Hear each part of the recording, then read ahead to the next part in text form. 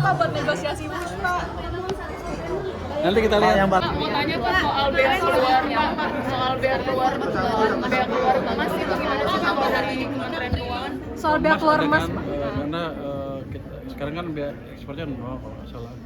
Itu selain untuk meningkatkan pendapatan pemerintah juga untuk melihat sih berapa sih ekspor emas kita sebetulnya. Jadi kita lihat nanti ada potensi income apa yang kita dapat dari pertambangan gitu ya. Mungkin sebelumnya belum tahu, saya nggak estimasi. Salah angkanya, saya lupa angkanya berapa triliun lagi. Kemarin pedagang luar negeri minta ada larangan terbatas untuk Mau dilegalkan gimana Pak? Oh, siapa? Dalam printing mau dilegalkan Pak? mau dilegalkan terus. Mereka minta di DPR Pak.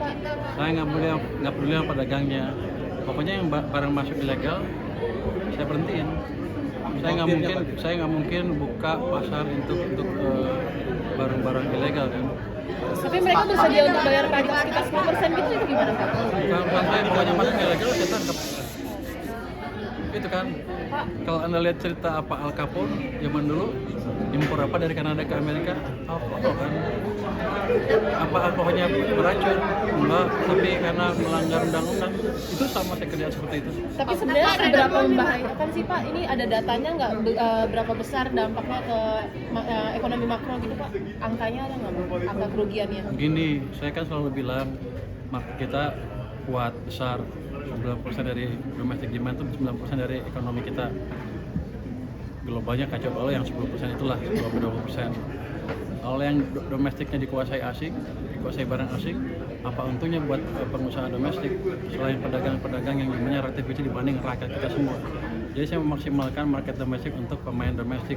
Nanti pedagang itu juga kalau mereka cukup cerdas memanage dagangnya bisa shift kan ke barang-barang domestik. Kalau mereka bilang jelek, lalu aja bagus. Kan demandnya akan menentukan demand yang menentukan kualitas barang. Kalau jelek ya nggak dibeli sama masyarakat. Pak Gubernur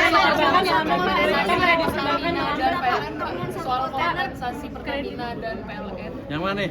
Saya sampai jadi Tadi Pak selesai ini. kehadiran Wamen Thomas kemarin di RDGPI itu ada kemungkinan politis gitu Pak, atau banyak yang mengira itu ada intimidasi gitu. Enggak, itu kan undang-undangnya membolehkan kan. Pemerintah boleh mengirim pejabat tingkat menteri mengikuti rapat dewan gubernur yang menentukan bunga, tingkat suku bunga. Perannya Pak Wamen di sana. Saya pikir untuk menjelaskan pandangan aja dan melihat gimana sih suasana di Bank Sentral. Jadi ke depan akan lebih sinkron antara pemerintah dengan Bank Sentral. Jadi bukan negatif, harusnya pandangannya harus positif, lebih positif ke depannya. Bukan negatif.